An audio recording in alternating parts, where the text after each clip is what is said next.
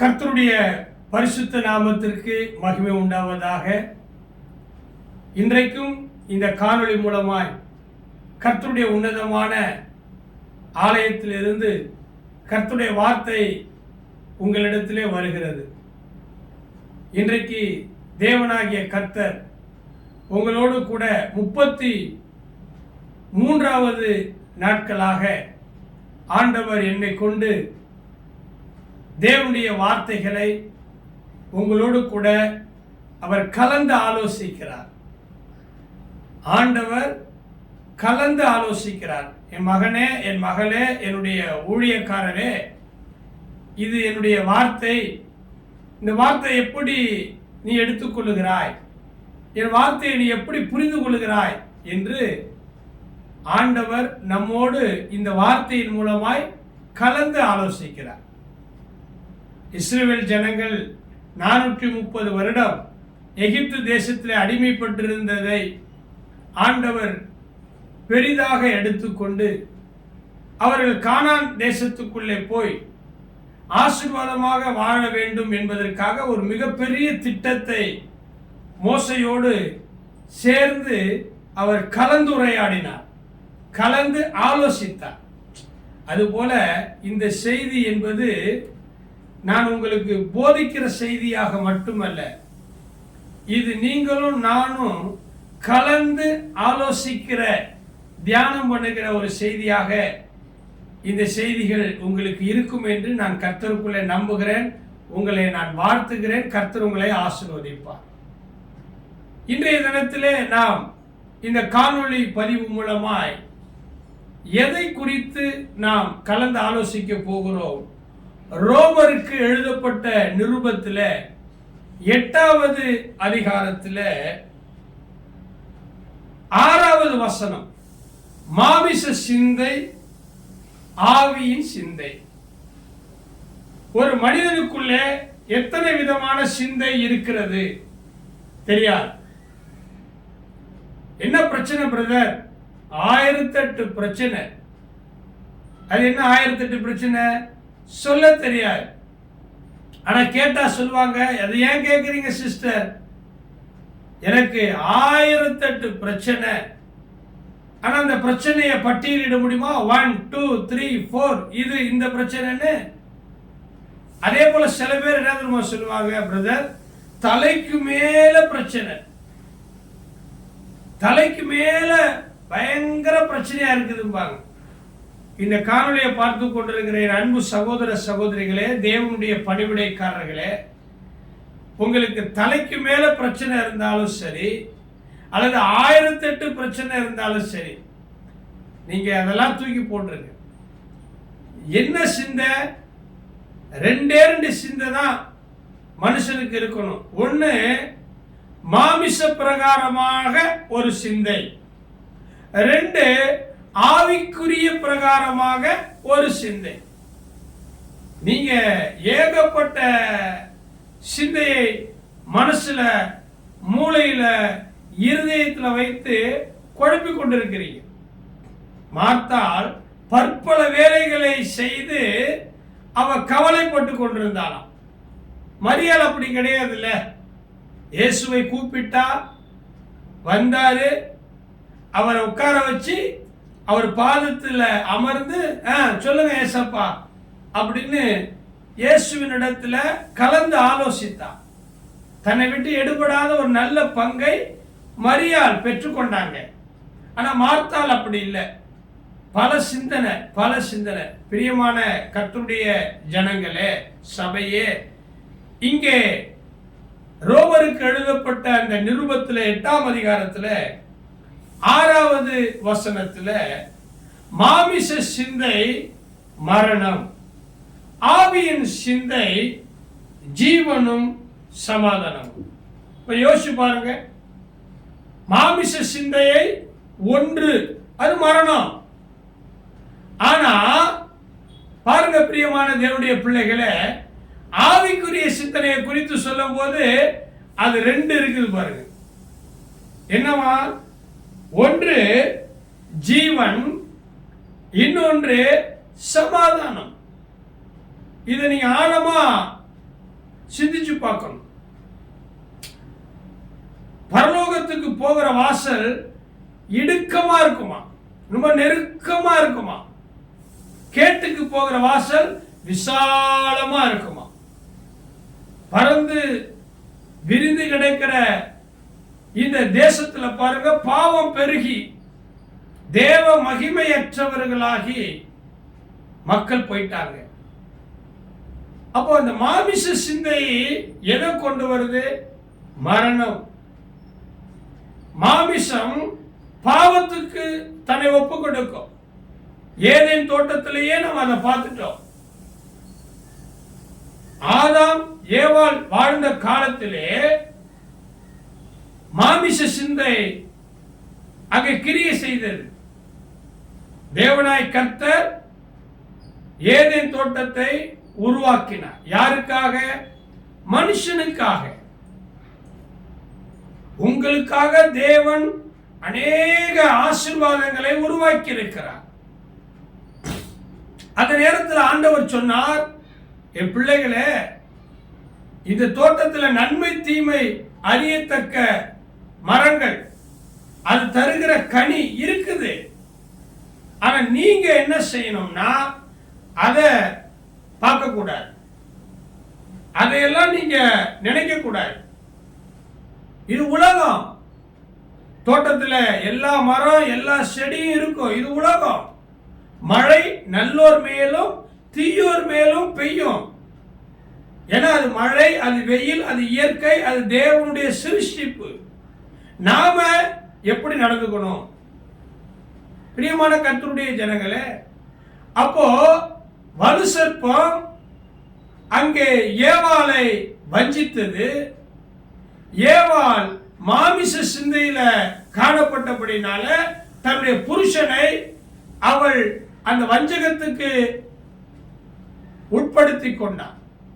அதனால அங்க ஆவிக்குரிய மரணம் வந்தது. மாமிசத்துக்குரிய மரணம் மட்டும் இல்ல, சில நேரத்தில் மாமிசத்துக்குரிய மரணம் வரும். ஆமா, ஒருத்தர் குடிக்கிறாரு, சாராயம் குடிக்கிறாரு, லிவர் கெட்டு போச்சு, கிட்னி கெட்டு போச்சு. அப்ப டாக்டர்கிட்ட போய் பார்க்கிறோம், பிரதர் நீங்க சாராயம் குடிச்சு குடிச்சு உங்க உடம்புல ஜாண்டிஸ் மஞ்சள் காமாலை நோய் வந்துச்சு. இனிமே நீங்க சாராயத்தை குடிச்சீங்கன்னா என்னால இல்ல கடவுளாலே காப்பாற்ற முடியாது, நீங்க செத்து போயிடுவீங்க அப்படின்னு டாக்டர் மருந்து மாத்திரை கொடுத்து அட்வைஸ் பண்றார். மனைவி பிள்ளைகள் குடும்பத்தில் இருக்கிறவங்களாம், எப்பா நீ எனக்கு முக்கியம்ப்பா, நீ எனக்கு புருஷன்ப்பா, 2 பிள்ளைங்களுக்கு அப்பா, இனிமே நீ சாராயம் குடிக்க கூடாதுப்பா, டாக்டர் சொல்லியிருக்கிறாருப்பா, உனக்கு மஞ்சக்காமால நோய் தாக்கி இருக்குது, அதனால இனி சாராயம் தயவு செய்து உன்னை கையெடுத்து கும்பிடுற, சாராயம் குடிக்காத, பீடி குடிக்காத, பாவத்துக்கு உன்னுடைய வாயை மனச இடம் கொடுக்காத அப்படின்னு மனைவி கேட்கிறாங்க. ஆனா அநேகர் என்ன செய்யறாங்க, அதை பெருசா எடுத்துக்கிறாம அந்த மாமிச சிந்தையானது அவர்களை அந்த சாராயத்துக்குள்ள கொண்டு போகுது, மரித்துறாங்க. ஏவாள் அப்படித்தான். அந்த ஏதேன் தோட்டத்தில் வலு சர்ப்பம் வரும்பொழுது அவள் ஆவிக்குரிய சிந்தையில இருந்திருந்தா அவளுக்கு ஜீவன் கிடைத்திருக்கும், சமாதானம் கிடைத்திருக்கும். இன்னைக்கு கூட இந்த காணொலியை பார்த்து கொண்டிருக்கிற நாம இந்த ஆவியின் சிந்தையை நம்ம என்ன பண்றது கிடையாது, ரன் பண்றதுக்கு முயற்சி பண்றது கிடையாது. 2 சிந்தை தாங்க. ஒன்னு மாமிச சிந்தை. இயேசு கிறிஸ்து 33.5 ஆண்டுகள் இந்த உலகத்துல பிதாவினுடைய சித்தத்தை நிறைவேற்றுவதற்காக அன்னை மரியாள் அவர்களுடைய கருவில பரிசுத்த ஆவியினால குழந்தையாக உருவாகி அவங்க பிறந்து அவர் வளர்ந்தார். பாருங்க, இயேசு மாமிசத்துல வெளிப்பட்டார். அவருக்குள்ள மாமிச சிந்தை இருந்தது. அதனாலதான் சிலுவையில தன்னை அறையும் பொழுது கூட அவருக்கு தாகம் எடுத்தது. அது மாமிச சிந்தையில இருந்ததுனால அவர் தாகமா இருக்கிறது என்று சொன்னார். அப்ப இயேசு மாமிச சிந்தையில இருக்கும் பொழுது அவருடைய செயல்பாடு எப்படி இருந்ததை வேதம் சொல்லுகிறது. ஆனா அதே இயேசு கிறிஸ்து ஆவியினுடைய சிந்தைக்கு அவர் போகும் பொழுது அவர் தன்னை பிதாவினிடத்திலே ஒப்பு கொடுத்தார். பிரியமானவர்களே, இந்த வசனம் என்ன சொல்லுது பாருங்க, மாமிச சிந்தை அது என்னத்தை கொண்டு வருதா? மரணம். பாவத்தின் சம்பளமானது மரணம். நீங்க மாமிச சிந்தையோடு இருக்கிறீங்களா? அது மரணத்துக்கு ஏதுவானதாக காணப்படுதா? நீங்க உங்களை டர்ன் பண்ணுங்க. ஏன்னா இந்த மாமிசம் எல்லாவற்றையும் அனுபவிக்க ஆசைப்படும். பவுல் சொன்னார், வயிற்றுக்கு போஜனமும் போஜனத்துக்கு வயிறும் தகும், ஆனால் இவை ரெண்டும் தேவனுடைய ராஜ்யத்தை சுதந்திரிக்காது. எப்படி வேணாலும் இந்த உலகத்துல வாழலாம், வாழ முடியாதா? எப்படி வேணாலும் இந்த உலகத்துல வாழலாம், ஆனா இப்படித்தான் வாழணும். எங்க அப்பா அடிக்கடி சொல்லுவாங்க, டேய் எப்படி வேணாலும் வாழலாம்டா இந்த உலகத்துல, ஆனா இப்படித்தான் வாழணும்னு ஒரு ரூல்ஸ் இருக்குது. அது கர்த்தருடைய பிள்ளைகள், வேதத்தை அறிந்தவர்கள், மனம் திரும்பினவர்கள், சபைக்கு போகிற நீங்களும் நானும் எப்படி வேணாலும் வாழலாம் அப்படின்னு இல்லை. மாமிச சிந்தை இருக்கதான் செய்யும். நான் கூட மாமிசத்துல தான் இருக்கிறேன். ஆனா என்னுடைய சிந்தை ஆவிக்குள்ளாக மாறப்படுகிறது. இங்கே சொல்றாரு பாருங்க, இந்த 8ஆம் அதிகாரத்தில் ஆனபடியால். ஆனபடியால் என்கிற வார்த்தைக்கு என்ன அர்த்தம்? 7ஆம் அதிகாரத்தில் கடைசி பகுதியில பவுல் எழுதுகிறார், நிர்பந்தமான மனுஷன் நான், இந்த மரண சரீரத்திலிருந்து யார் என்னை விடுதலையாக்குவார்? பவுல் படாத பாடுகளா, உபத்திரவங்கள், வேதனைகள், வியாகுலங்கள், கண்ணீர், பசி, பட்டினி, உங்க வீண் அலைச்சல்களே அவர் அறிந்திருக்கிறார். நிர்பந்தமான ஒரு மனிதன். ஆமா, முடிவு எடுக்க முடியல. புள்ள பக்கம் முடிவு எடுக்கிறதா, பொண்ணு பக்கம் முடிவு எடுக்கிறதா? அதுவும் என் புள்ளதான், இது என் புள்ளதான். அந்த தம்பிக்கு சப்போர்ட்டா நான் ஷூரிட்டி கைத்து போடுறதா, இல்ல இந்த தம்பிக்கு நான் போடாம இருக்கிறதா? நிர்பந்தம். நீங்க கூட ஒரு நிர்பந்தமான நிலைமையில இப்ப இருக்கிறீங்க, முடிவு எடுக்க முடியல. மதில் மேல ஒரு பூனை உட்கார்ந்து இருக்குது, இல்ல இந்த பக்கம் குதிக்கலாமா, இந்த பக்கம் குதிக்கலாமா? முடிவு எடுக்க முடியல. ஒரு ஸ்டடி மைண்ட் இல்ல, ஒரு நிலைவரமான ஆவி உங்ககிட்ட இல்ல, ஒரு மாமிச சிந்தையில நீங்க இருக்கிறீங்க. பிரதர், தீர்க்க தரிசனமாய் ஒரு முடிவு எடுங்க. அதுக்கு ஆவியானவருடைய உதவி தேவை. ஆவியின் சிந்தையில தான் நீங்க எடுக்கணும். எடுத்தோம் கவிழ்த்தோம். கிராமத்துல ஒரு பழமொழி சொல்லுவாங்க, விடிந்தா கல்யாணம், இந்தா பிடி பாக்குவத்துல. அவசர அவசரமா ஒரு முடிவு. துரிதமாய் நடக்கிறவன் கால் தப்பி நடப்பான். வேக வேகமா வேக வேகமா.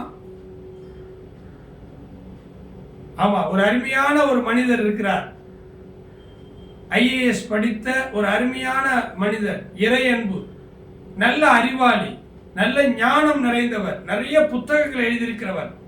அவர் ஆட்சியராக, கலெக்டராக, தமிழக அரசாங்கத்தில் அவர் ஒரு முதன்மையான பொறுப்பில் தலைமைச் செயலாளராக இருந்தவர். நல்ல பேச்சாளர். எனக்கு அந்த ஐயா அவர்களுடைய பேச்சு ரொம்ப பிடிக்கும். ஒரு சாதாரண எளிய விவசாய குடும்பத்தில் பிறந்தவர் தான். அவர் எழுதின நிறைய புஸ்தகங்கள், அவர் சொல்லுகிற அந்த வார்த்தைகள் எனக்கு ரொம்ப பிடிக்கும். அந்த மாதிரி ஒரு ஞானவான். அவர் சொன்னார், குறுக்கு வழி. குறுக்கு வழி தெரியுமா உங்களுக்கு? குறுக்கு வழி.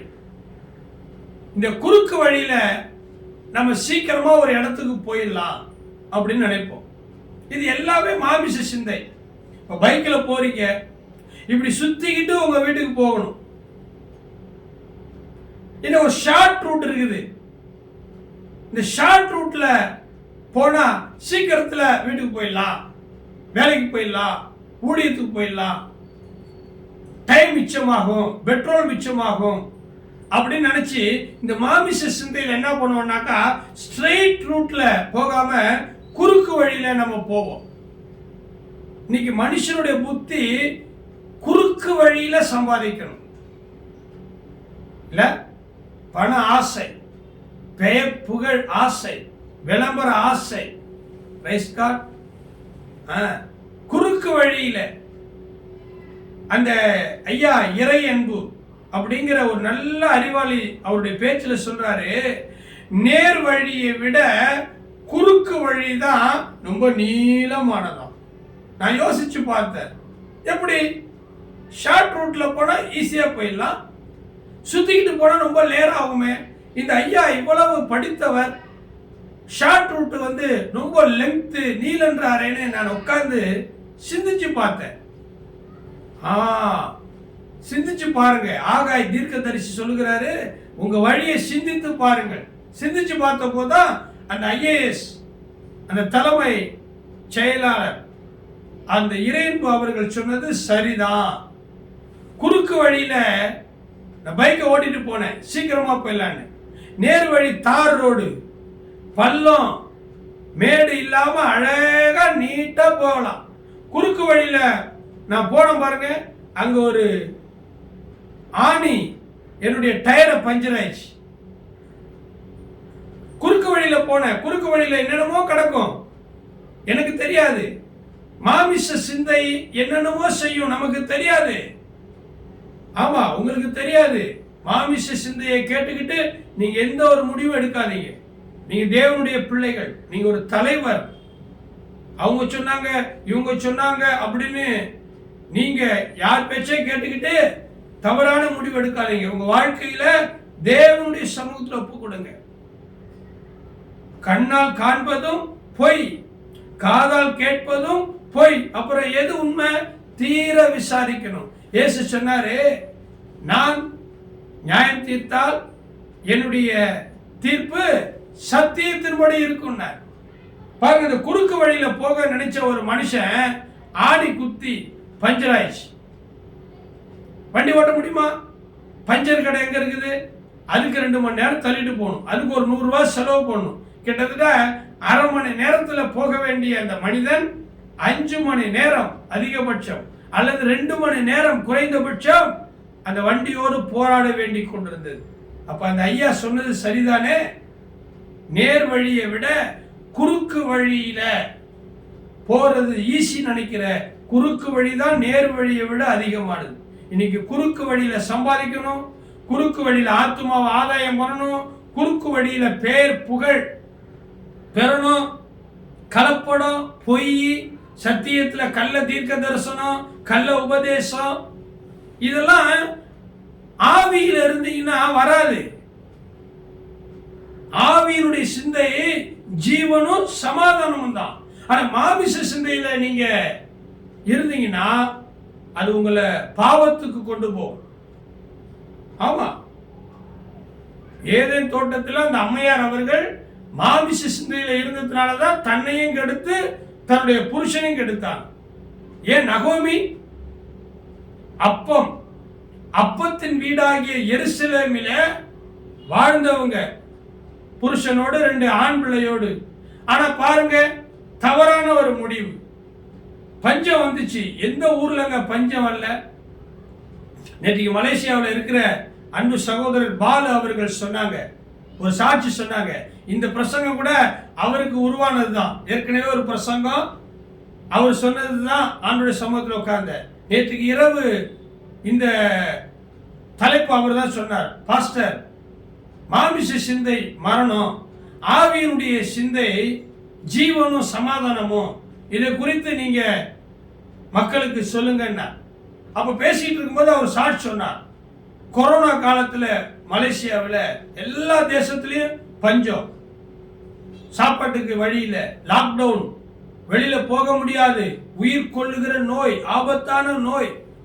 அப்போ அந்த பிரதர் பாலு மலேசியாவில் இருக்கிறவர் தான் வீட்டில் அந்த வெங்காயம் சில பொருட்கள் எல்லாம் சேர்த்து ஒரு பதார்த்தம், அந்த மலேசியாவில் அது ஃபேமஸா, எனக்கு அது சரியா ஞாபகம் இல்லை. நம்ம ஊர்ல பகோடா, வெங்காய பச்சி, வாழைக்காய் பச்சி போட்டு சாப்பிடுவோம்ல, அதே போல அவர் ஏதோ கோதுமை மாவுலையோ மைதா மாவுலையோ அதை போட்டு வீட்டில் பிள்ளைங்களுக்கு கொடுத்து தானும் சாப்பிடலான்னு சொல்லிட்டு ஆசைப்பட்டிருக்கிறார்.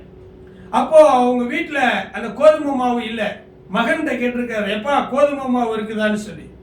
கோதுமை மாவு இல்லை டாடின்னு சொல்லியிருக்கிறாராம். சரி, வெளியில போயிட்டு பக்கத்தில் எப்படி ஆகல அந்த கடையில் போயிட்டு கொஞ்சம் 1 கிலோ கோதுமை மாவு வாங்கிட்டு வந்து நம்ம வெங்காயம் வச்சு போட்டு சாப்பிடலாம் அப்படின்னு பார்த்தாக்கா காடி இல்லை. போயிட்டு வருது போக்குவரத்து, டிரான்ஸ்போர்ட் சர்வீஸ் இல்லை, காடி இல்லை. அப்புறம் மழை வேலையாம் பாருங்க. அந்த நேரத்தில் தான் இந்த கொரோனா காலத்தில் நல்ல மனசு உள்ளவங்க, பணம் உள்ளவங்க, நல்ல இறுதியம் உள்ளவங்க என்ன பண்ணுவோம், வீடு வீடாக கொண்டு போய் கொடுத்தாங்க. நான்லாம் நிறைய 3.5 லட்சம் ரூபாய்க்கு மேலே அரிசி, பருப்பு, காய்கறி, மருந்து, மாத்திரை அரசாங்கத்தின் மூலமா, தனியார் மூலமா வீடு வீடாக கொண்டு போய். இங்கே ஒரு இன்ஸ்பெக்டர் இருந்தாங்க, அருமையான ஒரு இன்ஸ்பெக்டர், ஒரு ஏசி மேடம் இருந்தாங்க, மகேஸ்வரி காளியப்பன். அவங்க தயவு கிடைச்சி ஒய்எம்சியில் ஒரு மூட்டை, ஒரு வீட்டுக்கு 1500 ரூபாய் அரிசி, பருப்பு, காய்கறி, மருந்து, மாத்திரை, இப்படி நிறைய எங்களுடைய சமூக நீதி பேரவை, எங்களுடைய சபை சார்பா ஊர் மக்களுக்கு சாதி, மத, இனம், மொழி இல்லாம நிறைய பேருக்கு கொடுத்த சாட்சி இருக்குது, வரலாறு இருக்குது. யூடியூப்பை பாருங்க, ஃபேஸ்புக்ல பாருங்க. ஆமா, அதே போல நிறைய பேருக்கு கொடுத்தோம். நிறைய பேர் நீங்களும் கொடுத்துருக்கிறீங்க. நான் மட்டுமா, நிறைய புண்ணியவான்கள், பணக்காரர்கள், நல்ல மனசு உள்ளவங்க தன்னால இயன்றதை கொடுத்தாங்க. அதுபோல இந்த மலேசியாவில் பாலு பிரதர் அவர்கள் கோதுமை மாவு, எண்ணெய், வெங்காயம் இல்லைன்னு சொல்லி வருத்தப்பட்டு கொண்டிருந்த நேரத்தில் யாரோ ஒருத்தர் கொண்டு வந்து 4 கிலோ கோதுமை மாவு, மைதா மாவு, எண்ணெய் எல்லாம் கொடுத்தாங்களாம். அவர் ஆச்சரியமா அந்த சாட்சியை சொன்னார். பிரியமான தேவனுடைய பிள்ளைகளை, ஆண்டவர் உங்களை போஷிப்பார். குறுக்கு வழியில கலப்படம் பண்ணி, குறுக்கு வழியில பணம் சம்பாதிச்சு முன்னேறணும்னு அவசியம் கிடையாதுங்க. குறுக்கு வழி என்பது நேர் வழியை விட மிக நீளமானது, கொடுமையானது. ஆமா, மாமிச சிந்தை ரொம்ப பிரச்சனை. தயவு செய்து மாமிச சிந்தையில நீங்க எந்த ஒரு காரியத்தையும் செய்யாதீங்க. அது உங்களை ஆபத்துல, பள்ளத்துல, படுகொலியில கொண்டு போயிடும். ஆமா, அது அன்றைக்கு ஏதேன் தோட்டத்துல ஏவாள், ஆதாம் அன்றைக்கு தொடங்கினது இன்னைக்கு வரைக்கும் இருக்குது. புரியுதுங்களா? அப்போ இங்க பிலிப்பியருக்கு அப்போஸ்தலனாகிய பவுல் எழுதும்போது என்ன நம்ம சொல்றாரு, பிரியமானவர்களே, பிலிப்பியர் 4ஆம் அதிகாரத்துல அவர் சொல்றாரு, கர்த்தருக்குள் ஒரே சிந்தையாய் இருக்க. ஆமா, இயேசு கிறிஸ்துவில் இருந்த சிந்தை தான் நமக்கு இருக்கணும். மாமிச சிந்தையை நாம பெரும்பாலும் யூஸ் பண்ணக்கூடாது. ஆமா, ஆவியின் சிந்தை தான் ஜீவனும் சமாதானம். ஏன், உங்களை தான் ஆவியானவர் நிரப்பி இருக்கிறாரு. மற்றவங்களுக்கு தெரியாது, கிறிஸ்தவர்களுக்கு தெரியுமே, ஊழியக்காரங்களுக்கு தெரியுமே, விசுவாசிகளுக்கு தெரியுமே. நீங்க விசுவாசிகளான போது பரிசுத்த ஆவியை பெற்றீர்களா என்று கேட்கப்பட்டிருக்கிறது. பெற்றிருக்கிறீங்கள, உங்களை லீட் பண்ணுவார். பரிசுத்த ஆவியில நிரம்புங்க. நீங்க எடுக்கிற முடிவு எல்லாம் சாதகமா இருக்கும். நீங்க செய்வது எல்லாம் வாய்க்கும். பதட்டமா யாரோ ஒருத்தர் சொன்னாங்கன்னு சொல்லி உங்க மனைவியோ, உங்க பிள்ளைகளையோ, உங்க தாயோ, உங்க போதகரையோ, உங்க வாழ்க்கையோ கெடுத்துக்காதீங்க. நிறைய சொல்ல முடியும் என்னால. அப்போ மாமிச சிந்தை, இந்த மாமிச சிந்தை பாருங்க, கோபத்தை கொண்டு வருது, எரிச்சலை கொண்டு வருது. ஏன்டா இந்த தப்ப பண்ணோம், பின்னாடி வருத்தப்பட்டு என்ன?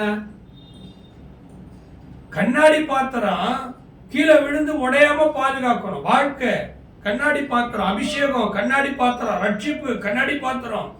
கீழே விழுந்துச்சுன்னா அவ்வளவுதான், முடிஞ்சு போச்சு. வருமுன் காப்பவன் அறிவாளி, வந்த பின் தவிப்பவன் ஏமாளி. இன்னைக்கு நீங்க இப்படி வாழ்க்கையை தொலைச்சிட்டு, வரங்களை தொலைச்சிட்டு, கொடுத்த ஆசீர்வாதத்தை தொலைச்சிட்டு, இப்போ அப்படியே நான் என்ன பண்ணுவேன், ஏது பண்ணுவேன்னு சொல்லி மனம் வருந்தி என்ன பிரயோஜனம்? புறம்பாய் இருக்கிற ஜனங்களுக்கு முன்பதாக ஞானமாய் நடந்து காலத்தை பிரயோஜனப்படுத்திக் கொள்ளுங்கள், ஜெபியுங்கள். அப்போ ரோமர் 8ஆம் அதிகாரத்துல அங்கே என்ன தெரியுமா சொல்லப்பட்டிருக்குது? பிரியமான தேவனுடைய பிள்ளைகளே, கர்த்தருடைய நாமம் மகிமைப்படுவதாக. இல்ல, ரோமர் 8ஆம் அதிகாரத்துல நீங்க வாசித்து பார்த்தீங்கன்னாக்க, ஆனபடினாலே கிறிஸ்து இயேசுவுக்கு உட்பட்டவர்களாக இருந்து மாமிசத்தின்படி நடவாமல் ஆவியின்படி நடக்கிறவர்களுக்கு ஆக்கினை தீர்ப்பு இல்லை. Praise God. ஆமா, கிறிஸ்து இயேசுவுக்கு உட்பட்டவர்களாக இருந்து, ஒருவன் கிறிஸ்துவுக்குள் இருந்தால், ஜெப ஆவி இருந்தால் நீங்க நிதானிப்பீங்க. நேபுகாத் நேச்சரு புத்தி தெளிஞ்சிச்சு. அதுக்கு பிற்பாடுதான் அவன் தானியேலின் தேவனே தேவன் என்றான். நிறைய பேர் கிறிஸ்துவத்தை எதிர்த்தாங்க. கிறிஸ்துவ ஆலயங்களுக்கு விரோதமாய் கிரியை நடப்பித்தாங்க, அடிச்சாங்க, உதைச்சாங்க. பைபிளை பிடுங்கி சுவிசேஷம் சொல்ல வருகிற சகோதரிகளை பைபிளை பிடுங்கி அவமானப்படுத்தி வீடியோ எடுத்து அதை கொண்டு போய் குப்பத்தொட்டில் வீசி நெருப்பு போட்டு கொளுத்துனாங்க. பின்னாடி பாவத்தின் சம்பளம் மரணம். உப்பு தின்னீங்கன்னா தண்ணி குடிச்சே ஆகணும். தண்ணி குடிச்சாதான் அந்த தொண்டையில் இருக்கிற அந்த உப்பு கரகரப்பு நிற்கும். தண்ணி குடிக்கலன்னா செத்து போயிடணும். உப்பு தின்னவன் தண்ணி குடிக்கணும், தப்பு பண்ணினவன் தண்டனை அனுபவிக்கணும், வருத்தம் தெரிவிக்கணும். நீங்க எத்தனை பேர் தெரியுமா? நிறைய பேர் ஏதோ தெய்வீக தன்மையினால் அவங்க ரட்சிக்கப்பட்டாங்க, இல்லைன்னா செத்து போயிருப்பீங்க. எத்தனை பேர், எத்தனை மந்திரவாதி, எத்தனை ரவுடி, எத்தனை துன்மார்க்கன் இல்ல ஆண்டவருக்கு விரோதமாய். மாமிச சிந்தையில நடக்காதீங்க பிரதர் சிஸ்டர். அது ஒரு குப்பை. மனுஷனுடைய மூளை தாறுமாறா யோசிக்கும். ஆமா, சுனிதா வில்லியம்ஸ் போன்றவர்கள் அந்த மாமிச சிந்தையில அநேக அறிஞர்கள், விஞ்ஞானிகள் ஆக்கப்பூர்வமா சிந்திச்சாங்க. நாம யாருக்கு எடுக்கலாம், எந்த குடும்பத்துக்கு எடுக்கலாம், எந்த சபையை கெடுக்கலாம், எந்த சபைக்கு போற விசுவாசிகள் அப்படியே ஆசை காட்டி மோசம் பண்ணலாம். இது ஒரு பக்கம். பிசினஸ்ல எப்படி போட்டி போடுங்க, நல்லா போட்டி போட்டு மக்களுக்கு நல்லது செய்யுங்க. அரசியல்வாதி தானே, உங்க ஆட்சியில மக்களுக்கு என்ன சகாயம் பண்ணலாம், எப்படி அவங்களுடைய வாழ்க்கையை மேம்படுத்தலாம், என்னென்ன நல்ல திட்டங்கள் கொண்டு வரலாம், அதை செய்யுங்க. கெட்ட வார்த்தை பேசி அவனை பத்தி தப்பு தப்பா, இவனை பத்தி தப்பு தப்பா பேசி அவரை பத்தி எனக்கு தெரியாதா, அந்த ஊழியக்கார அப்படி. இது மாமிச சிந்தை, மரணத்தை தானே கொண்டு வருது நம்மளுக்கு. நம்மளுக்கு அது வேண்டாம். கிறிஸ்துவுக்குள், கிறிஸ்து இயேசுவுக்குட்பட்டவர்களாக இருந்து, ஒருவன் கிறிஸ்துவுக்குள்ள இருந்தா அவன் புது சிருஷ்டியா இருக்கிறான். மாமிச சிந்தையெல்லாம் ஒழிந்து போயிடும். நீங்க கிறிஸ்துவுக்குள்ள தானே இருக்கிறீங்க, பின் எதுக்கு நீங்க மாமிச சிந்தையில செயல்படுறீங்க?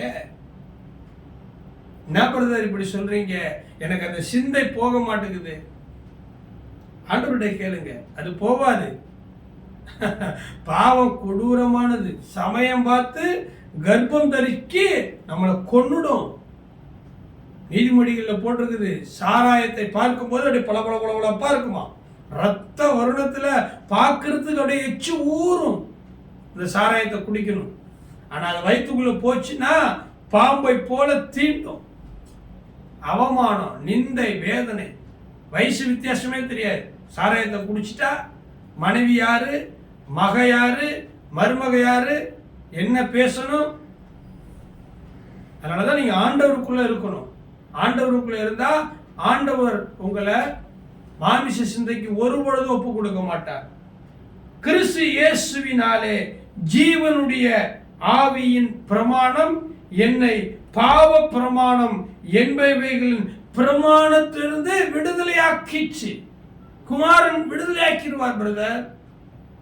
ஆமா, நீங்க இப்படியே பேசிக்கிட்டே வந்து அந்த 5வது வசனத்துல சொல்ற 4வது வசனத்துல சொல்றாரு, மாமிசத்தின்படி நடவாமல் ஆவியின்படி நடக்கிற நம்மிடத்தில் நியாயப்பிரமாணத்தின் நீதி நிறைவேறும்படிக்கே அப்படி செய்தார்.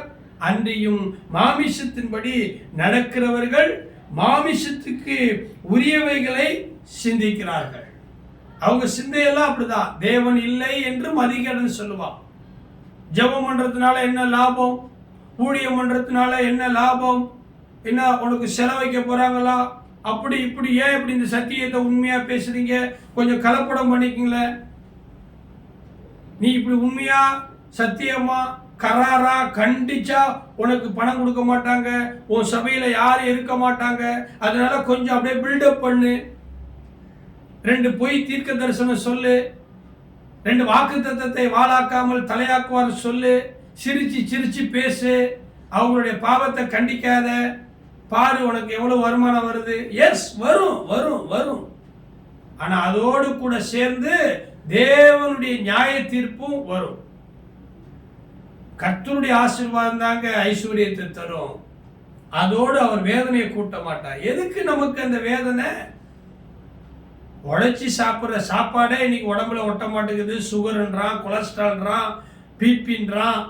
இல்லை, கஷ்டப்பட்டு சம்பாதிக்கிறவர்களுடைய பணமே இன்னைக்கு நிற்க மாட்டேங்குது, பொத்தல் பையில போடுறது மாதிரி. உங்களுக்கு நிறைய அனுபவம் இருக்குமே. எதுக்குங்க ஊரா விட்டு பணம்? அடுத்த சபை விசுவாசி இன்னொருத்தருடைய உழைப்புல நாம ஏன் கஷ்டப்படணும்? செய்த பாவத்துக்கே பரிகாரத்தை தேடிக்கொண்டு இருக்கிறோம், இன்னொரு பாவமா?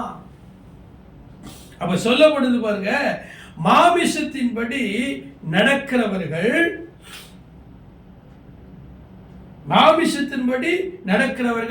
மாமிசத்துக்குரியவைகளை சிந்திக்கிறார்கள், ஆவியின்படி நடக்கிறவர்கள் ஆவிக்குரியவரை சிந்திக்கிறார்கள்.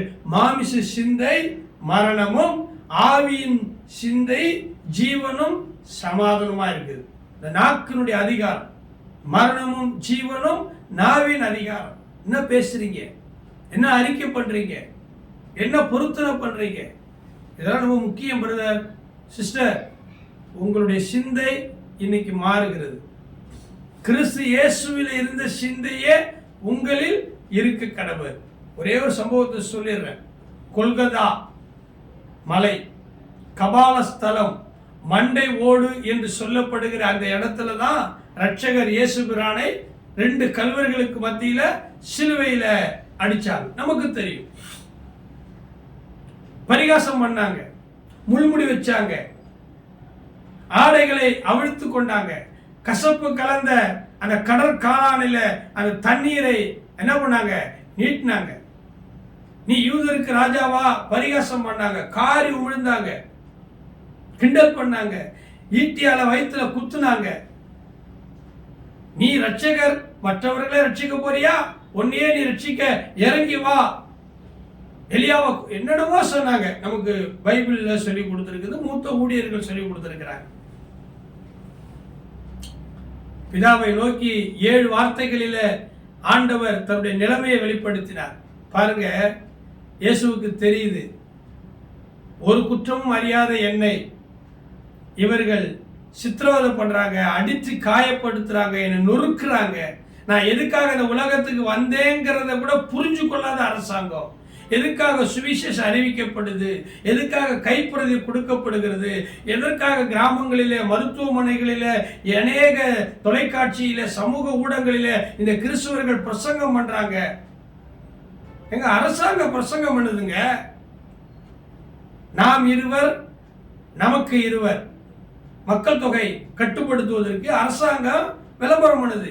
நாம் இருவர், கணவன் மனைவி, நமக்கு 2 பிள்ளைங்க போதும். அதுக்கு பிற்பாடு அரசாங்கம் சொல்லுது, நாம் இருவர் நமக்கு ஒருவர் போதும். பண வீக்க அதிகம், பண தட்டுப்பாடு, குழந்தை அதிகம் பெற்றுக்காதீங்க. அதுக்கு பிற்பாடு என்ன சொல்றாங்க? நாமே குழந்தை, நமக்கு ஏன் குழந்தை? முடிஞ்சு போச்சு சாப்டர். அரசாங்கம் இது சொல்லுது, நல்லது. ரத்த தானம் பண்ணுங்க, நல்லது. தானம் தர்மம் பண்ணுங்க, நல்லது. குடிக்காதீங்க, நல்ல. அரசாங்கம் சொல்லுது இல்ல, அதே போலதான் கிறிஸ்தவர்கள் சுவிசேஷம் அறிவிக்கிறாங்க. ஆண்டவர் சொன்னார், சுவிசேஷம் அறிவி, அது ஒரு மேல் விழுந்த கடமை. புறப்பட்டு போய் சர்வ சிஷ்யக்கும் சுவிசேஷத்தை பிரசங்கியுங்கள். அதைத்தான் நாங்க செய்யறோம் இந்த யூடியூப் மூலமா, சபையில, கிராமத்துல. ஆனா நீங்க என்ன பண்றீங்க? புரிந்து கொள்ளாம எதிர்க்கிறீங்க. உங்களுக்கு அந்த அறிவு இல்லை, அந்த மாமிச சிந்தையில இருக்கிறீங்க. கொஞ்சம் யோசிச்சு பாருங்க பிரியமான கர்த்தருடைய பிள்ளைகளை. ஆண்டவருடைய வார்த்தை எப்படி இருக்குதுன்னு பாருங்க. இயேசுவுக்கு தெரியும், நான் இந்த உலகத்தின் மீட்புக்காக பிதாவால் அனுப்பப்பட்ட ஒரு குமாரன். மரியாள் என்கிற ஒரு பரிசுத்த கன்னிகை வயிற்றிலே உருவாக வேண்டும், பிதாவின் சித்தம். இந்த ஊர் உலகத்தில் நன்மை செய்கிறதாக சுற்றி திரிய வேண்டும். மேய்ப்பன் இல்லாத ஆடுகளைப் போல அநேக ஜனங்கள் இருக்கிறாங்க. பாவம் இருக்குது, சாபம் இருக்குது, வியாதி இருக்குது, எனக்கு கொஞ்சம் வரம் இருக்குது, எனக்கு ஒரு வல்லமை இருக்குது, அதனால அவங்கள நான் விடுதலை ஆக்குறேன், இதெல்லாம் நான் செய்கிறேன், நல்லது சொல்றேன். இயேசு கிறிஸ்துடைய போதனைகள், அருளாசிகள் நல்லது. ஆனா அநியாயமா என்ன பண்ணிட்டாங்க? இயேசு கிறிஸ்துவை சிலுவையில் அறைந்தாங்க, அவமானப்படுத்த. எல்லாம் தெரிஞ்சு கூட அவர் மாமிச சிந்தையில நினைச்சிருந்தார்னா, அவரு பிதாவை நோக்கி வேண்டிக் கொண்டிருந்தா அப்படிங்கிறதுக்குள்ள 1000 லேகியோனை வரவழைத்து அவர் அடிச்சவங்கள என்னென்னமோ அழிச்சிருக்கலாம். ஆனா அவர் சொல்றாரு, பிதாவே இவர்கள் செய்வது இன்னதென்று அறியாதிருக்கிறார்கள், இவர்களுக்கு மன்னியும். இதான் ஆவிக்குரிய சிந்தை. இவர் மாமிச சிந்தையில இருந்திருந்தா, குஜராத்தில் ஜீப்ல ஒரு மிஷினரியை எரித்து கொன்னாங்களே குழந்தையோடு, படுபாதக செயலை. அந்த அம்மையார் என்ன பண்ணாங்க? தீர்ப்பு வந்தது, என்ன பண்ணாங்க? மன்னிச்சாங்க. நாங்க மன்னிக்கிறது தான் உங்களுக்கு மிகப்பெரிய தண்டனை. காரணம் என்னமா? எங்க கிட்ட மாமிச சிந்தை இல்லை, இருக்கும், ஆனா ஆவியின் சிந்தை தான் எங்களை நடத்தும். கடந்த நாட்களில் ஆந்திராவில் ஆமா ஒரு பாஸ்டர் பிரகலதா, அவரை அடிச்சு கொண்டுட்டாங்கன்னு செய்தி வந்தது. பாருங்க, அவர் என்ன பண்ணாரு? அந்த போதகர் என்ன பண்ணாரு? இயேசுவின் அன்பை சொன்னார். பிரகலதான் அவர் அடக்காரதில் பாருங்க 1000 பேர் அழுதாங்க. நாங்க கூட எங்களுடைய சிறுபான்மை நலப்பிரிவின் மூலமாய் கண்டன அறிக்கை கொடுத்தோம். இந்த தெலுங்கானா அந்த ஆந்திர அரசுக்கு நாங்க ஒரு கோரிக்கை வைத்தோம், கொலையாளி குற்றவாளியை சட்டத்துக்கு முன்னாடி கொண்டு வந்து நிறுத்துங்க, அநியாயமா கொண்டுட்டாங்களே. அவங்களுடைய குடும்பத்தார் என்ன சொன்னாங்க? கண்ணீரோடு அந்த ஃபேஸ் மாஸ்க் அணிஞ்சுக்கிட்டு அந்த அம்மா சொல்றாங்க, எங்க குடும்பத்துல இப்படி ஒரு மரணத்தை நாங்க எதிர்பார்க்கல, அநியாயமா கொண்டுட்டாங்க, நாங்க அவங்கள மன்னிக்கிறோம். பிதாவாகிய தேவன் குமாரனாகிய இயேசு அவங்கள மன்னிக்கணும்னாங்க. மன்னிப்பு தான் மிகப்பெரிய தண்டனை. இந்த காணொலியை பார்க்கிறவர்கள் ஆவிக்குரிய சிந்தையில வாங்க. பிதாவே இவர்கள் செய்வது இன்னதென்று அறியாது இருக்கிறார்கள், இவர்களுக்கு மன்னியும் என்று மாமிச சிந்தையை முடக்கி வைத்துட்டு ஆவியின் சிந்தையில் இயேசு செயல்பட்டார். மாமிச சிந்தை மரணத்தை கொண்டு வரும், மாமிச சிந்தை மரணத்தை கொண்டு வரும். ஆவிக்குரிய சிந்தை தான் ஜீவனும் சமாதானமும் கொண்டு வரும். இந்த அருமையான காணொளி, இந்த காணொளி மூலமாய் உங்களுடைய மாமிச சிந்தையை நீங்கள் எதற்கு பயன்படுத்த வேண்டுமோ அதற்கு ஆவிக்குரிய சிந்தையை வைத்து டைரக்ட் பண்ணுங்க.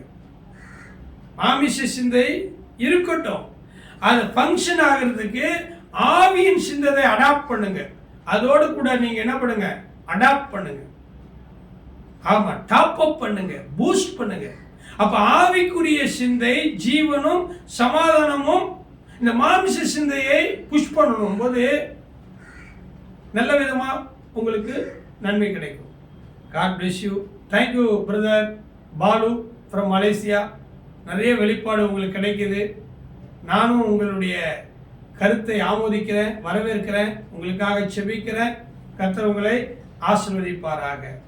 அன்பு நேயர்களே, இந்த யூடியூப் சேனல் வழியாக இந்த பரலோக தொழிலாளி ஆகிய கர்த்தருடைய ஊழியக்காரன் பேசுகிற செய்தியை கேட்டு நீங்கள் ஆசீர்வாதமாக இருங்க. ஒரு நாளும் மாமிச சிந்தை உங்களை நடத்தாதபடிக்கு எச்சரிக்கையாக இருங்க. கர்த்தர் உங்களுக்காக யாவை செய்து முடிப்பார். மீண்டும் இன்னொரு காணொளி பதிவின் மூலமாய் உங்களை சந்திக்கிறதுக்கு பரலோக தொழிலாளியாகிய நான் தேவனுடைய பலிபீடத்தில் என்னை தாழ்த்துக்கிற வெறுமையாக்குற ஆவியின் சிந்தையோடு இந்த காணொளி பதிவை நிறைவு செய்கிறேன். God bless you.